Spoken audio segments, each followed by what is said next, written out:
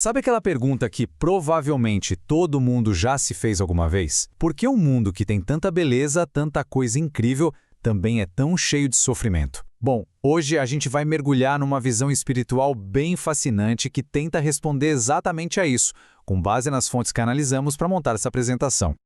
Pois é, essa é a grande questão, né? Uma pergunta que acompanha a humanidade há séculos. O que está por trás de tanta dor, de tanta injustiça que a gente vê por toda parte? As fontes que a gente está explorando hoje oferecem uma resposta que, olha, pode surpreender. Então, vamos lá.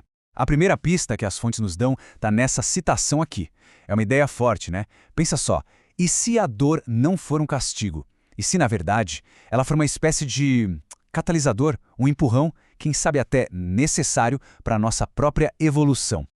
Ok. Para a gente entender melhor essa ideia de progresso pela dor, a gente precisa primeiro dar um passo para trás e entender qual seria o diagnóstico espiritual do nosso planeta. Afinal, qual é o propósito da Terra segundo essa visão? E aqui está um conceito que é a chave de tudo. Segundo essa visão, a Terra é classificada como um mundo de expiação e provas. E o que isso quer dizer? Bom, significa que a gente estaria aqui com uma missão dupla. Primeiro, expiar, que é basicamente reparar os erros de vidas passadas. E segundo, passar por provas, que são os desafios do dia a dia, feitos para a gente desenvolver novas qualidades, para a gente crescer. E o legal é que as fontes usam umas analogias bem fortes para a gente conseguir visualizar isso. Pensa na Terra como um hospital para almas que precisam de cura, ou uma penitenciária onde se acerta as dívidas morais, ou talvez a mais clara de todas, uma grande escola. Cada uma dessas metáforas mostra um ângulo diferente, mas no fundo todas apontam para a mesma direção: evolução. E qual é o motor que faz tudo isso funcionar? A famosa lei de causa e efeito. Dentro dessa lógica, nada, absolutamente nada, é por acaso. As dificuldades que a gente enfrenta hoje estariam ligadas diretamente a ações do passado, às vezes de uma vida muito, muito distante. É como se fosse um grande sistema cósmico de justiça e, principalmente, de aprendizado. Ok, vamos seguir em frente. Porque essa ideia de aprendizado que atravessa várias vidas, ela se conecta com uma história de origem que é, no mínimo, surpreendente e que explicaria muita coisa sobre a nossa civilização. Olha que curioso! Se a gente olha para a história, várias culturas importantíssimas parecem ter surgido quase ao mesmo tempo e todas com um salto de conhecimento impressionante. O Antigo Egito, a Índia com seu sistema complexo, o povo de Israel, os indo-europeus. Fica a pergunta no ar, né? De onde veio todo esse conhecimento de uma hora para outra? Será que tem alguma conexão entre eles? E é aqui que vem a parte mais surpreendente da história. Segundo as fontes que a gente está analisando, o impulso inicial, o estopim dessas grandes civilizações, não teria começado aqui na Terra. Teria começado em outro mundo. E que mundo seria esse? As fontes apontam para um planeta no sistema da estrela Capella. Lá teria existido um mundo mais avançado que, muito tempo atrás, passou por uma transição espiritual parecida com a que a Terra, supostamente, estaria passando agora. Então a história contada é a seguinte. Imagina que esse mundo em Capella fez uma espécie de limpeza, e milhões de espíritos que eram muito inteligentes, mas também muito orgulhosos e rebeldes, foram exilados. E o destino deles? A Terra. Aqui eles teriam sido recebidos e reencarnaram entre os povos mais primitivos que já viviam no planeta. Essa mistura deu origem ao que as fontes chamam de raças adâmicas.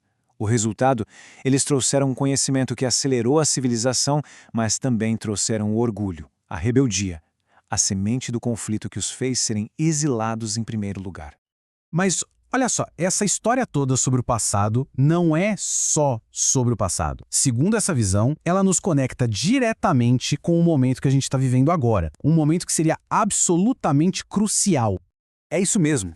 A ideia aqui é que a gente não está só estudando história. A gente estaria vivendo o ápice desse processo todo. Aquela longa jornada de aprendizado que começou lá com os exilados estaria chegando agora num ponto de virada, numa grande transição planetária. E essa imagem aqui mostra bem o que está em jogo nessa transição. É uma mudança radical na energia do planeta, digamos assim. A gente estaria saindo de um mundo de expiação, onde o mal e o sofrimento ainda são a regra do jogo, para entrar num mundo de regeneração, onde o bem começa a prevalecer e a felicidade se torna uma possibilidade real. E olha que interessante, existem até fontes ligadas ao médium Chico Xavier que apontam uma data para isso. O ano de 2057 seria um marco, o momento em que a Terra finalmente viraria a chave e entraria oficialmente nessa nova fase de regeneração. Só que tem um ponto fundamental aqui. Essa transição não seria automática para todo mundo. Ela envolveria uma espécie de separação espiritual baseada no nosso alinhamento moral. Aqueles que já estão vibrando no amor, no bem, esses herdariam a nova Terra. Agora, os espíritos que continuam muito apegados ao orgulho, ao egoísmo, esses seriam exilados de novo, levados para um mundo mais primitivo, mais compatível com o nível de evolução deles, para poderem continuar aprendendo. Isso tudo nos leva para a parte final, o que vem depois. Como seria esse futuro regenerado da Terra? Qual é o resultado de todo esse processo? A promessa, a visão final, é de uma humanidade completamente transformada. Tenta imaginar uma sociedade onde a lei do amor vira o padrão, onde o egoísmo e o orgulho que hoje causam tantos problemas dão lugar à cooperação, à fraternidade, não como um sonho distante, mas como a base de tudo. E essa citação aqui resume tudo. Esse futuro melhor não é algo que vai cair do céu, um presente. Ele é uma conquista, o resultado direto do nosso progresso moral. É algo que precisa ser construído, tijolo por tijolo, pelo esforço de cada um em superar as próprias imperfeições. E o mais interessante é que, segundo as fontes, a evolução é inevitável para todos. A grande questão é como a gente vai chegar lá. Existem dois caminhos. O caminho da dor, onde a gente aprende na marra, forçado pelas consequências dos nossos erros, ou o caminho do amor, que é quando a gente decide por conta própria fazer a nossa reforma íntima, mudar por dentro de forma consciente. A escolha, no fim das contas, é de cada um. E a gente termina com essa reflexão. Se toda essa grande história cósmica for real e estiver acontecendo agora, a gente não é só espectador, né? A gente é participante ativo. Então a pergunta que fica é: qual é o papel de cada pessoa na construção desse novo mundo? E a resposta, ao que tudo indica, não está lá fora, está dentro da gente.